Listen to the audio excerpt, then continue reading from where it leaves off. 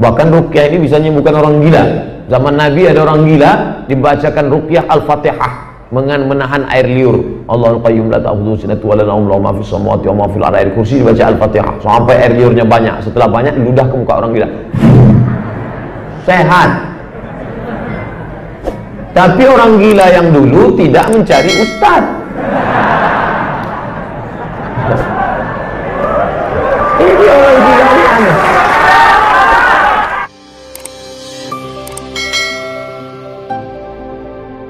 Allah, luar biasa. Islam itu bukan susah, sulit. Man bana masjidan, siapa yang bangun masjid, banallahu mislahu baitan fil jannah. Siapa yang iso bangun masjid, maka Allah ganti dengan satu istana di dalam surga. Oh, Allah itu ternyata sulit sekali. Masa mau punya istana dalam surga mesti bangun masjid? Siapa yang bisa bangun masjid? Orang kaya. Kalau begitu yang masuk surga orang kaya saja. Ternyata Allah Maha Adil. Man shalla isnatai asyarata rakaat, siapa yang sholat 12 rakaat fil laili wal lailah, fil yaumi wal lailah, sehari semalam sholat 12 rakaat, bunyalahu bihinna baitun fil jannah, dibangunkan untuknya satu istana dalam surga. Yang kaya bangun masjid. Yang membangun masjid Nurul Asri ini dengan tahfiz Qur'annya, dengan kajiannya, dengan makanannya, Masya Allah, makanan terpanjang tadilah di atas, lengkap semuanya. Ini apa nih? Lidah Pak Ustaz. Apa? Lidah. Ini apa nih? Ini gudeg Pak Ustaz. Hah? Peka itu gudeg. Oh,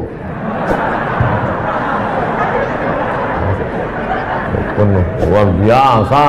Siapa itu? Orang-orang kaya. Orang kaya ini yang membangun ini. Lalu kami yang miskin susah iki piye Pak Ustaz? Orang iso mlebu nang surga. Gimana saya? Tenang. Kau cukup sholat 12 rakaat, kau pun juga bisa masuk surga. Orang kaya masuk surga, orang miskin pun masuk surga. Yang lebih mantap, sudahlah bangun masjid, sholat 12 rakaat, the best. Yang paling parah, bangun masjid nggak bisa, sholat nggak mau. Neraka jahanam tempat dia. Ustaz dulu di Jogja ceramah jangan keras-keras. Neraka jahanam, jangan, lembutlah. Neraka jahanam.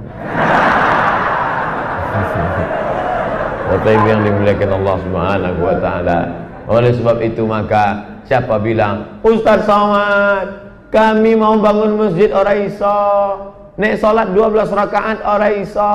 Ada cara yang lebih mudah lagi Pak Ustaz? Ada. Apa dia? Man ala salasa banatin, siapa yang punya 3 anak perempuan, siji loro telu.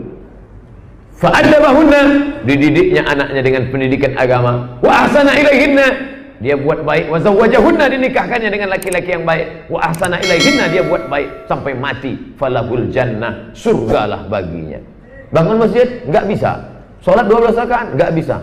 Anak 3, anak pun nggak bisa juga. Parah betul. Payah anak nih Pak Ustadz.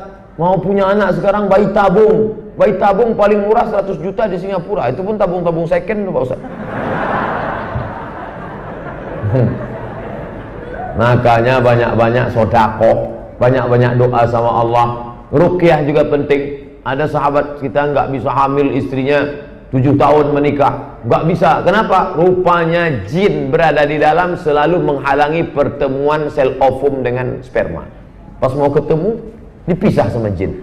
Akhirnya dibacakan ayat kursi, dibacakan ayat Quran, dibacakan ruqyah, setannya kabur lari. Jadi ruqyah salah satu alternatif berdoa kepada Allah Subhanahu wa taala. Bahkan ruqyah ini bisa menyembuhkan orang gila. Zaman Nabi ada orang gila, dibacakan ruqyah Al-Fatihah dengan menahan air liur. Allahul Qayyum la ta'khudhuhu sinatun wa la nawm lahu ma fis samawati wa ma fil ardi. Ayat kursi dibaca Al-Fatihah sampai air liurnya banyak. Setelah banyak diludah ke muka orang gila. Sehat. Tapi orang gila yang dulu tidak mencari ustaz. Ini orang gila ini aneh. Tapi saya tidak khawatir. Saya tidak khawatir. Di Jogja tidak akan ada yang menangkap ustaz. Lihatlah, wow gitu banyaknya harokah Islamiyah. Sepatunya besar-besar. Saking besarnya kaki ustaz pun terpijak. Enggak, bercanda. Bapak Ibu yang dimuliakan Allah Subhanahu wa taala, maka ruqyah ini penting, apalagi yang gadis-gadis, yang cantik-cantik, mana tahu mulutnya sombong, lalu ngejek-ngejek orang. Datang laki-laki yang iseng, "Hai cewek, godain kita dong." Oh, dia sombong. Apa? Ente mau sama saya? Pret. Air ludahnya diambil, dibawa ke dukun, dijampi-jampi, akhirnya makan tak kenyang, tidur tak lelap, terbayang-bayang di pelupuk mata. Pas mau makan sup, nampak wajah laki-laki itu membayang di sup. Pas mau mandi, nampak wajahnya di gayung. Pas mau minum, nampak wajahnya di teh. Wah, gimana ini Pak Ustaz? Ruqyah. Sebelum tidur malam baca Qul huwallahu 3 kali, Qul a'udzu falaq sekali, Qul a'udzu binnas sekali, Al-Fatihah sekali, awal Al-Baqarah 5 ayat, ayat kursi ujung Al-Baqarah. Setelah dibaca, hembuskan ke tapak tangan. Pasakan kuku. Mudah, tak perlu pakai jimat. Tak perlu pakai jimat sampai 12. Di sini 3. Di sini 3. Jimat anak funky namanya. Sini 2, di sini 2. 3, 2, 2, 3, 10. Yang 2 lagi di bibir. Bibir kasih anting. Lihat bibir dia pakai anting, bibir kita yang ngilu.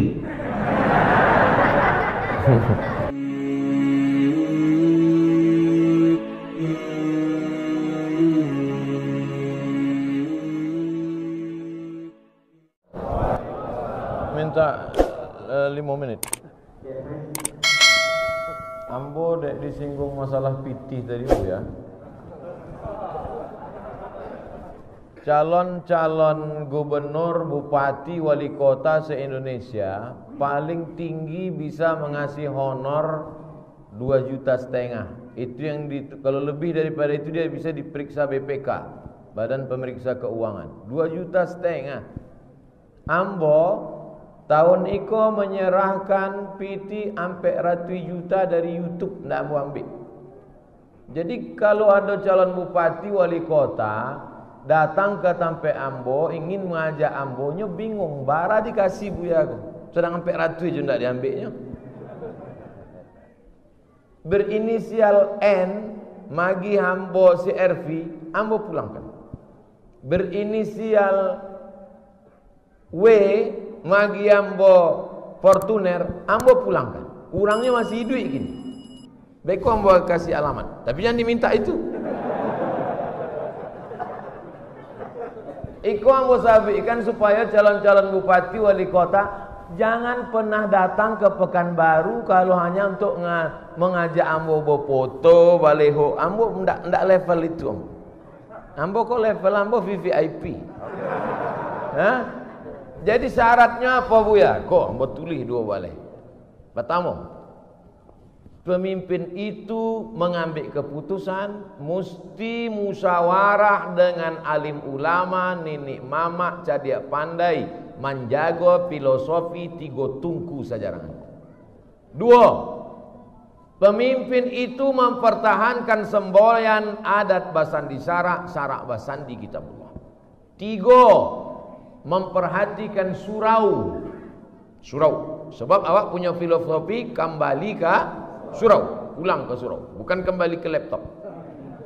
Sampai masukkan 5 pelajaran agama ke sekolah umum. Pondok pesantren ndak Ambo urus. SDIT boarding school ndak, tapi sekolah umum SMP SMA masukkan 5 pelajaran agama. Quran hadis, fikih, akidah akhlak, bahasa Arab, sejarah Islam. Dari mana gurunya? Alumni UIN, IAIN. Dari mana gajinya? Basnas. Sebab Ambo tahu negara tidak ada PT, tidak ada APBD, APBN dan sanggup menggajinya. Maka awak bersama melalui Basnas. 6, 5, giatkan Basnas, support badan amil zakat, wakaf, infak, sedekah. 6, perhatikan kesejahteraan guru mengaji. Jangan cuma sibuk maghrib mengaji, pemencetan tombol. Tombol apa?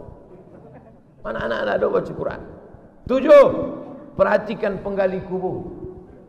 Banyak orang tak memperhatikan penggali kubur. Tak kan orang nak mati itu memperhatikan penggali kubur. 8, perhatikan petugas penyelenggara jenazah yang memandikan jenazah. 9, program kajian di kantor-kantor mesti bersilabus. Jangan mengaji Ustaz Iko selesai, mengaji itu selesai. Tak ada bangunan selesai. Entah di mana dindingnya, entah di mana tiangnya, entah di mana atoknya. Oleh sebab itu mesti selesai. Mengaji akidah sampai 10 tatap muka, setahun selesai. Mengkaji fikih sampai 10 tatap muka. Hilangkan khilafiyah supaya orang tak bercakap di masjid. 10. Perhatikan anak muda. Buat pengajian khusus anak muda. Undang Ustaz Anan Attaqi, undang Ustaz dari Sulaiman, undang Ustaz fulan-fulan. Itu khusus anak muda. Kalau amboko khusus orang-orang tua saja. Sebalik, ambo masuk mesti didampingi oleh senior-senior ambo. Ambo tak mau ambo dianggap penyebar fitnah dan lain sebagainya. 2 balik, tagakkan amar ma'ruf nahi munkar.